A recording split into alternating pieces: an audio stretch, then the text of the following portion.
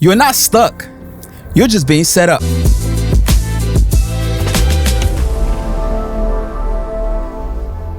What's going on, beautiful people? Welcome to another episode of Beyond the Grind. BTG. If this is your first time tuning in, welcome. And please don't forget to hit the subscribe button so that you don't miss out on any of our future content. Our podcast is for those who want to go beyond the grind. My name is Kay. I'm Alan. And I'm Tosin. And today I've just been thinking a lot about setbacks. Tosin, you're always thinking. I know. Man, He's a ponderer. the days. I mean, we get to, as entrepreneurs, as, folks that are ambitious, as folks that are aspiring entrepreneurs, we tend to put ourselves in situations that kind of give us a lot of food for thought, so to speak. Absolutely. And this one was kind of one that came up because I've said in previous episodes, a lot of people are always asking me, oh, Tosin, what's the next business? What's the next business? No, it's the next business, But I keep finding it's the same people asking me over and over and over again. It's me and Kay. And and what ends up happening is like, I started to think, is it that, are they worried that, they might fail and, having setbacks, and so you don't want to jump into entrepreneurship? I don't know. Right. So it just got me thinking about setbacks and, what can we do? What can we share with folks out there that are in that kind of season of their life? Mm-hmm. They want to jump into a business, but, they're having this fear, this anxiety about all the different what ifs that could happen, including setbacks and failures. I mean, the reality is setback, especially when you're trying to build a business, is inevitable, right? I remember back in 2010, at this time, a buddy of mine, we came together and we had this brilliant idea. The thought was that we were going to build a business, a tech business that was meant to change everything. It was essentially the Uber for hairstylists. Essentially, we were building a marketplace for hairstylists to be able to offer hair services to folks, right? Okay. I remember back then, especially when I was in college, we were broke college students. And I realized that the people that had money were people that either had a job or they were able to offer some sort of hair services. They were able to monetize their skill set, right?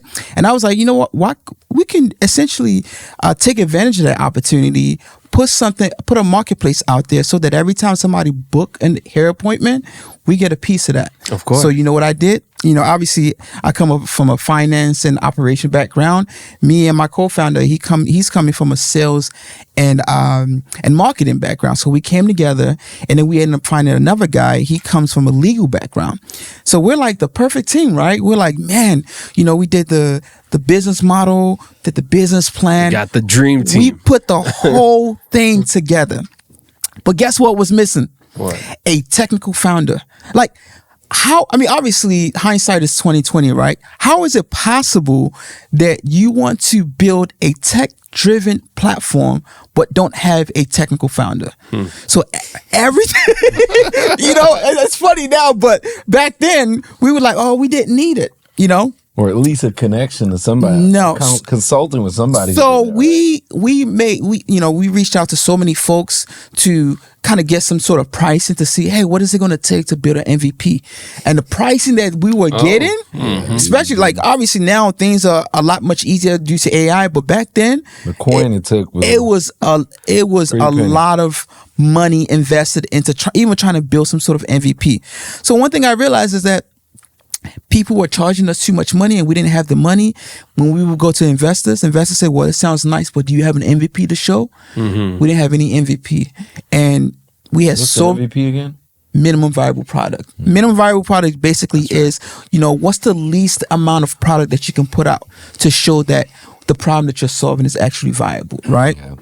And because we didn't have an MVP, guess what? We couldn't raise money. You can only but so much have so many meetings if you can't put something out there.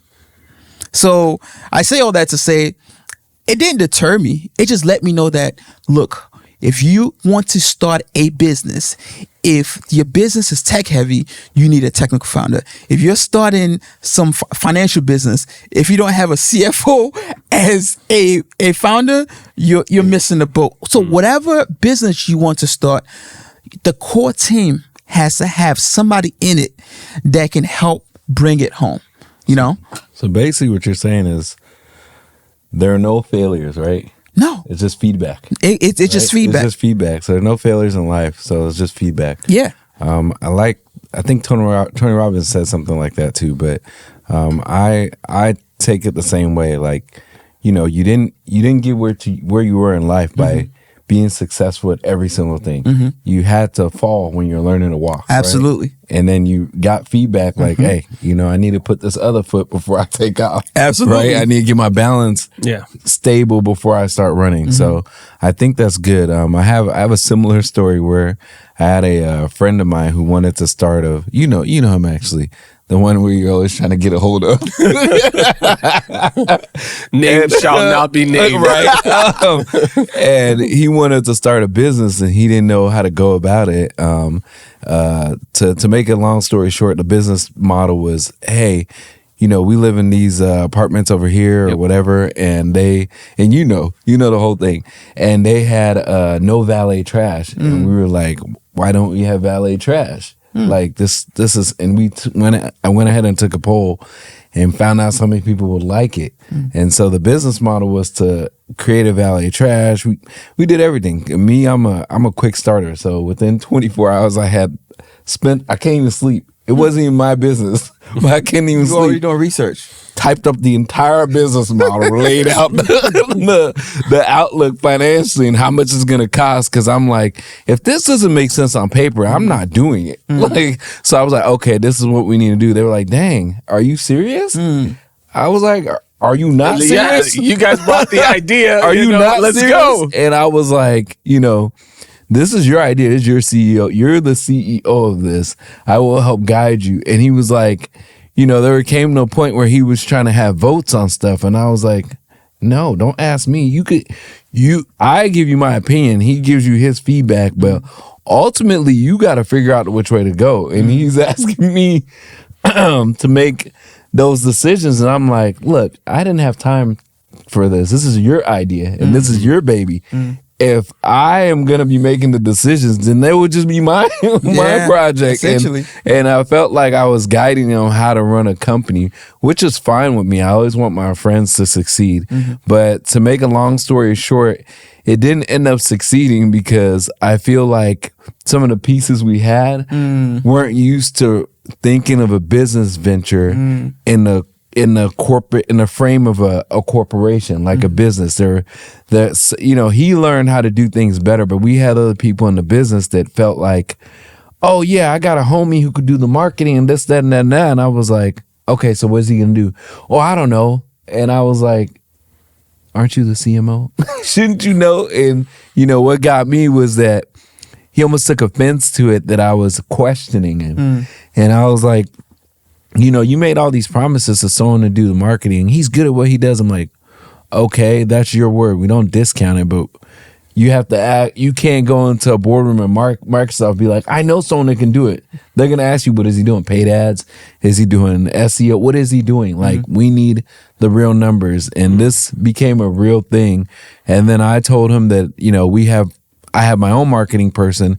And they were like, well, what does he do? I was like, he does X, Y, and Z. Here's this and what he does. There's no pressure to use him. If you don't use him, he understands. He's pitching to a business, and that's how it should be. But, you know, to shorten the story is it didn't work out because we didn't have enough. The one person that had the sales background and door-to-door sales and all that stuff, he was like, I ain't got time for this. He rolled out. And the other people, I felt like they weren't dialed in and were looking for so much of me to guide the direction. And you wasn't part of the core team. No, I was part of the core team, but I felt like I was doing so much of it. And I was at some certain point, I felt like I was training you to do your job, training you to do your job, training you to do your job. And then I had to go your role. Yeah. And then I had to go sit and do your job with you and do your job with you and I was like, guys, like, I gotta pull your weight. This ain't a homie hangout. It's a serious. You're trying to be serious about stuff. This is what it takes, and it took a while to get there. But after that, some of them were jaded. Like, man, but this failed. I don't want to do anything. I'm like, that's how I know you're not a real entrepreneur. If you need to understand that this failure, how everyone who you see who's successful in business, they probably failed about 1,000 times. Like, so to me, I was like, man, what's the next thing we're going to do? We got to do it better. You learn now how to do this. You learn how to draft emails. You learn how to approach people. You learn how to put a portfolio together. You learn so much, but you're thinking because you didn't get this big home run hit, it's a failure. And I guess even now that they're trying to, one of them understands, the other one, now that they're trying to start other businesses, I feel like they're waiting for the perfect more opportunity and opening to bounce back. And I'm like, you can't expect to bounce back. Oh, this is it. I'm going to bounce back and hit a homer. No. Bouncing back is a series of little tiny things and wins. And you're just waiting for that perfect moment to just knock it out the park. And I'm like, it's okay if that happens, but that's not how business works all the time. Yeah, team dynamic is always something, especially at the beginning of trying to run a business. But it's just learning. I'm sure you guys, because you've been an entrepreneur, I'm sure you've had many scenarios. I'm just listening and absorbing because you guys have said some good points. One thing I want to expand on is that idea that, there's so many failures if you're looking to be an entrepreneur. Right. Right. You have to be okay with it. It's not even about the business itself failing. Right. Within a successful business, you can have setbacks and failures. So many different dynamics. Maybe you tried to close that next client and you just fell flat on your face, right? You tried to raise that money and you walked into the room and, like you were deer in the headlights. I don't know, right? There could be all sorts of different failures. But what we're trying to say here is that all of those things should be used to build you up, right? Because these setbacks, we need to make sure we manage them to where they're not career enders, so to speak. But how do you manage that? What do you need to?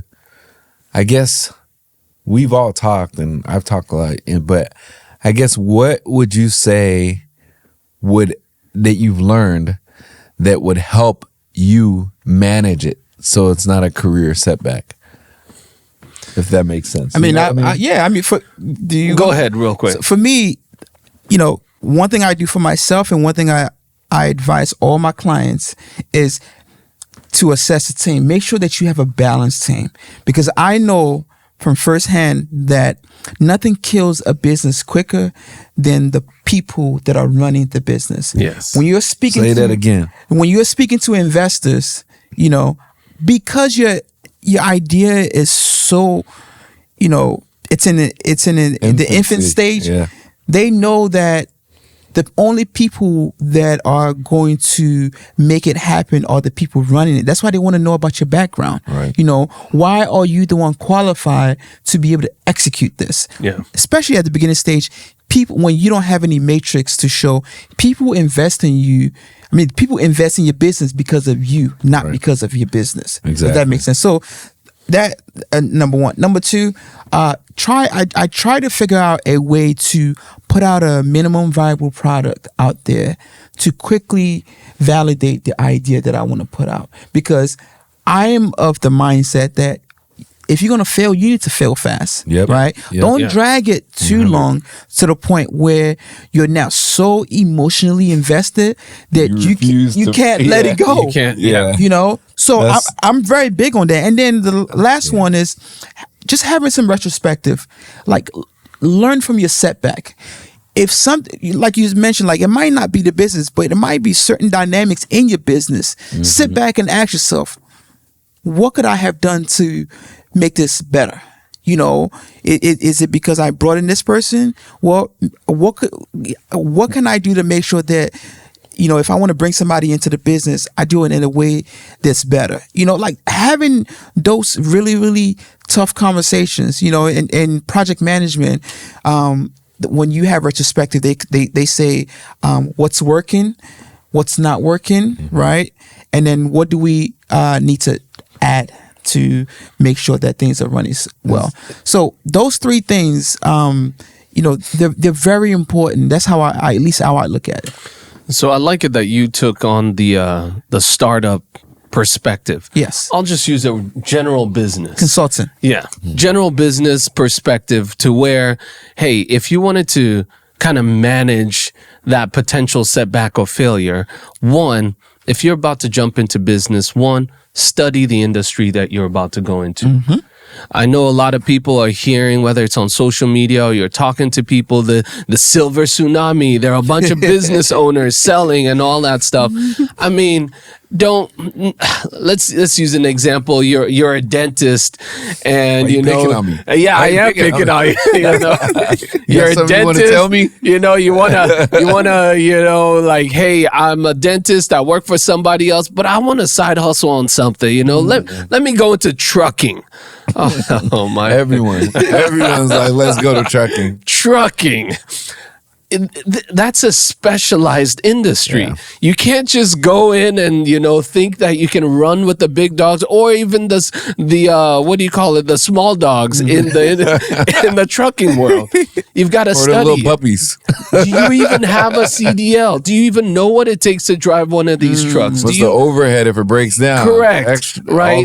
So study that industry that you're about to go in. Don't just jump in blindly because somebody gave you financials for a business that's making money and you think, okay, when I buy it, I'm just gonna rinse, repeat, no matter what the business is. No, many of the businesses that you will be jumping into require some kind of specialized skill. Yep.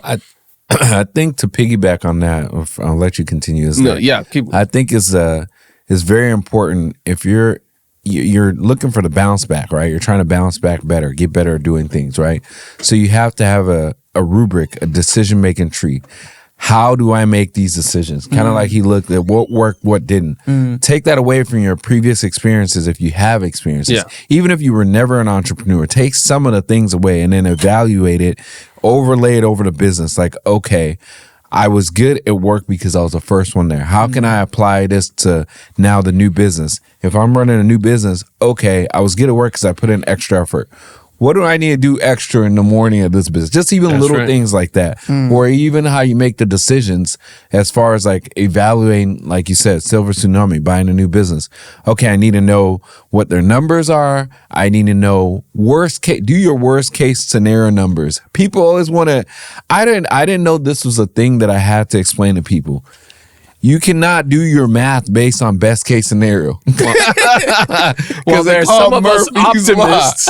All right, my wife calls me an optimist. We look at the numbers and we always look at the best case scenario. So that's your opportunity, right? If it's been doing this X amount of years, okay, pick the worst year and look at the worst case scenario and then compare it to the industry standard and see where it lies as far as margins and all that. And then you have your best case scenario. Then you have a mean or a median and a mean of both. Then you can evaluate at worst, what does it look like if, God forbid, this happens? Most likely it's going to look like this. And if we do what we're supposed to do and do it really well, we'll get here. But a lot of people just look at, but they made this and I can make this. Well, you're not them. Like, so you have to factor in. You might be better or you might be worse. Definitely. And you don't know that yet until you know that. So that's one thing I would say as far as evaluating any industry. Learn about it. Learn what they did right. What is different about you guys than others? Can you explain that to me? And sometimes, honestly, people can't articulate that. Some people are just like good at things and they don't know what they're good at until, or they got a little bit lucky, right? Until they step outside and go witness at the office. They're like, you're doing this wrong. You're doing that. No wonder. Okay, this is what I do right. And so you may have to go into that business as doing it well, see what they're doing, then go to another business and compare and be like, oh, that's why they're good. They don't do X, Y, and Z. These guys do. I need a model after this. I think that's definitely a good tie-in to that point. But I'll also add on, secondly, that don't get too emotionally attached to anything that you're evaluating. Yes. right? That's a big one. Yeah, sometimes you know, feel good. we were doing a couple of deals this past week with some clients, and it's kind of at that point of drawing up legal documentation. So what I told them is that, hey, all this due diligence, you know, talk about you do this, I do this, you know, the seller does this, all that stuff is beautiful and means almost nothing. Because once the legal papers are drawn, that is the deal. Yes. Not anything else that you might have talked about. Correct. Right? Not all the expectations that they told you and promised you and so on and so forth. You don't know. Because if That's you why don't, they need you. well, no, they need an attorney. Well, I'm saying to numbers wise. Yes. So when those legal papers get drawn up, that is also another place where you can mitigate those setbacks, because then you need to truly pull yourself out emotionally and say, okay, you know, lawyer, can you help me evaluate what this says? Because they told me that they were going to leave whatever it is, right? Is it there on the documentation? Right? Because you can go into things and sign the wrong documents, and from the start, you're already set up for failure. Yeah. Another thing I'll add in terms of bouncing back, you know, is just to have the mentality that, you know, failure is not the end. It's the tuition that you pay to elevate to the next level. That's right. You know, because yes, the stylist business that we wanted to run, it didn't go well because I didn't have the right personnel. But that doesn't mean that I'm going to give up. No. You know, now I knew what to do. Right. So the next business venture that I got into, it was a tech business. And I told myself, unless I have a technical founder, I'm not starting any business, because I understood. It's a tech business. Exactly, right. And because I understood CPA from no CPA. I mean, I understood how costly it is to run a tech company, and just having somebody with that technical background helps tremendously. I would imagine. So just because you fail doesn't necessarily mean that it's the end. You just have to look at it like, have I gained something from this? You know, because if the answer is yes, then you can go take yourself to the next level. But if you haven't gained anything, then I'm sorry, that's on you. Yeah, that is on you. I would say one thing I would say is that from business to business, one thing I realized is that you need to build a rapport and support system. Because, again, I'm quoting Tony Robbins, but I think he said proximity is power. Right?